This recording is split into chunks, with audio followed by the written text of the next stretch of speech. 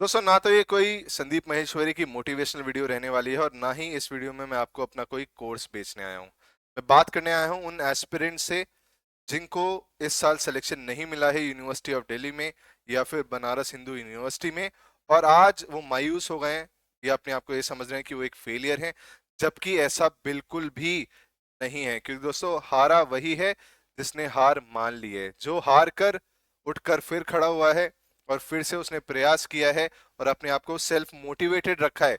असली में वही एक सक्सेसफुल पर्सन माना जाता है। दोस्तों, मेरा नाम है दिव्यांशु शर्मा और मैं स्वागत करता हूं आपके अपने YouTube चैनल पे जिसका नाम है लीगल पेडागोजी। दोस्तों, इससे पहले मैं आपको ये बताऊं कि अब आपको क्या करना चाहिए अगर इस साल आपका सिलेक्शन नहीं हुआ है, तो ये बहुत ही प्रैक्टिकल बातें आपको बताने वाला हूं। अपना क्लैट के एक्सपीरियंस भी शेयर करने वाला हूं, अपनी लाइफ जर्नी भी बताने वाला हूं। उसके साथ ही साथ ये भी बताने वाला हूं कि और ऐसे कौन से महारथी लोग हैं जो कि आज लीगल फील्ड में बहुत बेहतरीन नाम कमा चुके हैं, जो कि एक रिनाउंड इंस्टीट्यूशन से नहीं आते हैं। इससे पहले कि मैं आगे बढ़ूं, सबसे पहले आपको बताना चाहूंगा कि अपने दिमाग से ये थॉट तो आप एलिमिनेट ही कर दो जो आपके मन में आती है अक्सर एस्पिरेंट्स के, कि भाई अगर 210 किसी के मार्क्स आए हैं और किसी के 180 आए हैं या 190 आए हैं, तो इसने तो मेहनत की थी और इसने मेहनत नहीं की थी। ये इंसान तो आगे लाइफ में कुछ बेहतर कर पाएगा, ये लोग कुछ नहीं कर पाएंगे। ऐसा बिल्कुल भी नहीं होता है, क्योंकि कई बार ऐसा होता है कि हार्ड वर्क के साथ साथ आपको लक भी चाहिए होता है। किसी का कोई दिन अच्छा होता है, किसी का कोई दिन खराब होता है, और उसी वजह से ये दो 10-20 मार्क्स का डिफरेंस आता है। ये उसी दिन पर डिपेंड करता है। तो अगर आपके 180 आए थे, 170 आए थे, आपका सिलेक्शन नहीं हुआ है, तो आप कोई फेलियर नहीं है। पहली बात तो अपने दिमाग से निकाल दीजिए। आप फेलियर तब माने जा सकते थे जब आपके पास मेहनत करने का समय था, आपने मेहनत नहीं की, तब तो आप सोते रहे आराम से, और जब सिलेक्शन नहीं हुआ तो रोने बैठ गए। ठीक है, तो सबसे पहले तो अपने थॉट प्रोसेस को चेंज करना पड़ेगा। एक एंट्रेंस आपकी जिंदगी नहीं बनाता है। ये कहने में बहुत आसान आपको लग रहा होगा कि कहना बहुत आसान है, पर ऐसा नहीं होता है। वो अभी आपको समझ में आ जाएगा जब मैं बाकी बातें आपसे करूंगा। दोस्तों, इनका नाम है उज्जवल दहिया। ये हमसे पढ़ी थी और इस साल इनका सिलेक्शन हुआ है, पर सिलेक्शन पाने में इन्हें 2 साल एक्स्ट्रा लगे। ठीक है, 2 साल का इनका ड्रॉप रहा लगभग, पर साइड बाय साइड बाकी कोर्स में अपने आप को एनरोल कर लिया था। पर फैकल्टी ऑफ लॉ में ही पढ़ने का मन था, तो इन्होंने 2 साल ड्रॉप लिया। पर यह एडवाइजेबल नहीं है कि आप 2 साल का ड्रॉप लें यूनिवर्सिटी ऑफ दिल्ली या बीएचयू से लॉ करने के लिए, बिल्कुल भी एडवाइजेबल नहीं है। पर मैं आपको क्या बताना चाहता हूं इनकी स्टोरी से, कि भाई इन्होंने गिव अप नहीं किया। ठीक है, पहले अटेम्प्ट में अगर नहीं हुआ तो ऐसा नहीं कि ये हार हताश होकर एकदम बैठ गए कि भाई मैं लायक ही नहीं हूँ शायद यूनिवर्सिटी ऑफ दिल्ली में पढ़ने के लिए या कुछ बेटर करने के लिए। बिल्कुल भी हार नहीं मानी। बेशक 2 साल का ड्रॉप लगा, पर अंत में फैकल्टी ऑफ लॉ ही पहुंच रही है इस साल अपनी लॉ परस्यू करने के लिए। दूसरी बात जो मैं आपसे शेयर करना चाहता हूं कि भाई ये जो लोग आपको आज दिख रहे हैं यहाँ पर सामने, ये लोग बहुत ही महारथी लोग हैं। ठीक है, ये तो हैं अटॉर्नी जनरल के वेणुगोपाल, ये हैं मिस्टर हरीश साल्वे, और ये हैं विकास पावा। बहुत ही रिनाउंड एडवोकेट हैं विकास पावा दिल्ली हाई कोर्ट में। हरीश साल्वे को कौन नहीं जानता है, हाईएस्ट पेड एडवोकेट्स में टॉप मोस्ट लेवल पर इनका नाम आता है। और के वेणुगोपाल खुद में अटॉर्नी जनरल हैं। अगर आप देखेंगे कि इनका एल्मा मैटर क्या था, मतलब ये कहाँ से पढ़ा था इन्होंने लॉ, तो इन्होंने एक स्टेट यूनिवर्सिटी से पढ़ा था नॉर्मल सी, इन्होंने यूनिवर्सिटी ऑफ नागपुर से पढ़ा था, और इन्होंने मेरठ की चौधरी चरण सिंह यूनिवर्सिटी से अपनी लॉ की थी। विकास पावा वो नाम है जिन्होंने शशि थरूर का केस लड़ा था और उनको बेल दिलवाई थी, उनके ऊपर केस चला था उससे रिलेटेड। हरीश साल्वे रिनाउंड है और ये अटॉर्नी जनरल है। तो दोस्तों, ऐसा कुछ भी नहीं होता है कि लीगल फील्ड में कि अगर आप यूनिवर्सिटी ऑफ दिल्ली से पढ़े हैं तो आप एक अच्छे एडवोकेट बन जाएंगे।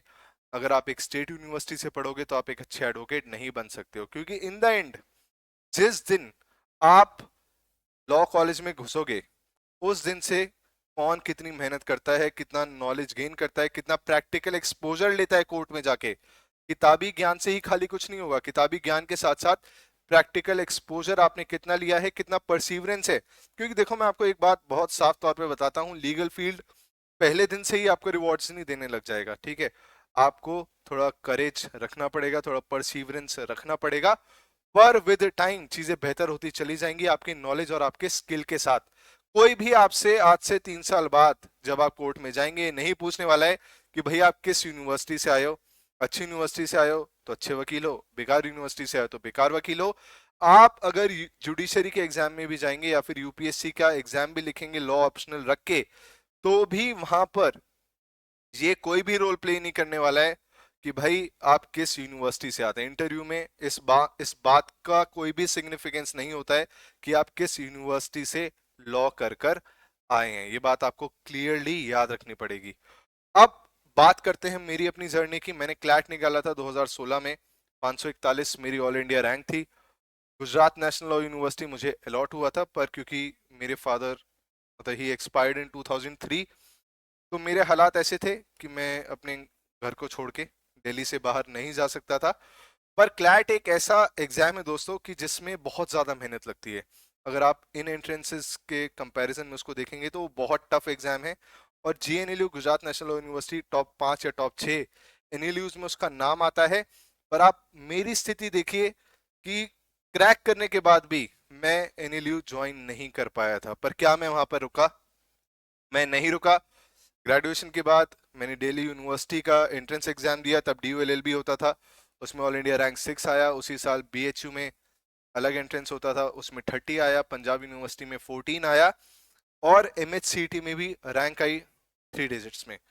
तो दोस्तों अगर मैं वहीं पर गिव अप कर देता, ठीक है कि भाई भगवान ने मेरे साथ ऐसा क्यों किया या ऐसा मेरे साथ क्यों हुआ, मैंने एनएलयू निकाला पर मैं वहां पे जा नहीं पाया, उसको ज्वाइन नहीं कर पाया, तो आज शायद आपके सामने भी ना होता।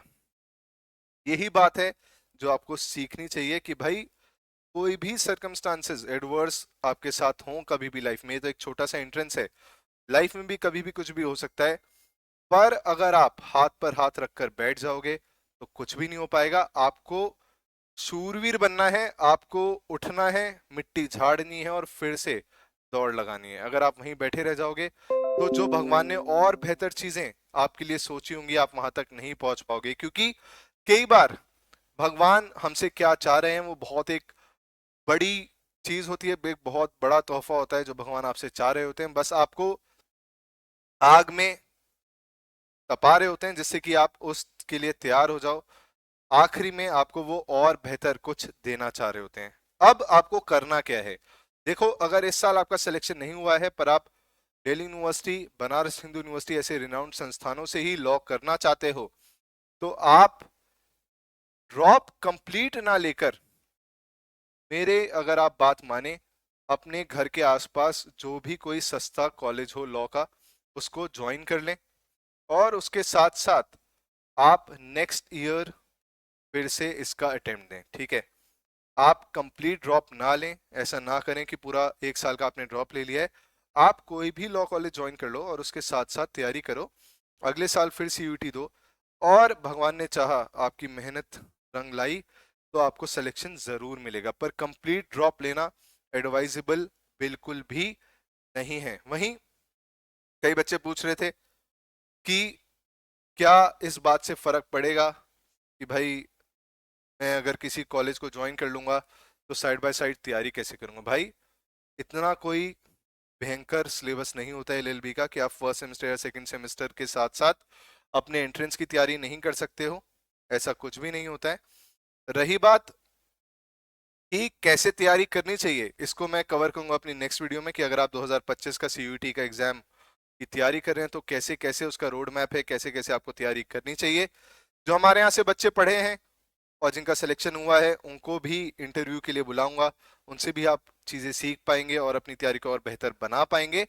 पर सबसे जरूरी ये है भाई कि अगर जब हम वर्ल्ड कप हारे इससे पहले वाला, तो रोहित शर्मा अगर हार और हताशा से भर जाते, कैप्टेंसी छोड़ देते T20 की, तो आज T20 वर्ल्ड कप हमारे पास नहीं होता भाई। ठीक है, इसलिए हाथ पे हाथ रखकर, हताश होकर, ये सोचकर कि मैं भाई अगर ये छोटा सा एग्जाम नहीं निकाल पाया तो जुडिशरी कैसे क्रैक करूंगा, ऐसा बिल्कुल भी नहीं होता है। कुछ मूवीज आपको रिकमेंड कर रहा हूँ तैयारी करने से पहले भाई, ये मूवीज जरूर देख लेना। एक है परसूट ऑफ हैप्पीनेस, ठीक है, दूसरी है शॉशैंक रिडेम्पशन, तीसरी है 12th फेल अगर आपने नहीं देखी है तो।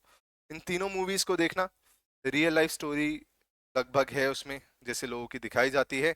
12th फेल तो एग्जैक्टली रियल लाइफ स्टोरी है, वहां से कुछ सीखना अपने आप को सेल्फ मोटिवेटेड रखना, क्योंकि मोटिवेशनल वीडियोस आपके खाली 5 दिन 7 दिन 8 दिन काम आती है। आप खुद को जितना सेल्फ मोटिवेटेड रखोगे उतना बेहतर लाइफ में कर पाओगे। अगर आपकी और कोई समस्या हो और कोई प्रॉब्लम हो तो आप मुझ तक पहुंच सकते हैं 8700541158 इस नंबर पर व्हाट्सएप कर हम एक ग्रुप बनाने वाले हैं जिसमें 1-to-1 वीडियो कॉल मैं आपके साथ करूंगा, जिससे कि मैं आपकी प्रॉब्लम को समझ पाऊँ प्रिपरेशन से रिलेटेड और उसको सॉल्व कर पाऊँ। तो आप यहाँ पर व्हाट्सएप ड्रॉप कर सकते हैं अगर आप 2025 की तैयारी अब करने वाले हैं। तो thank you so much, take care, हर हर महादेव, बाय बाय।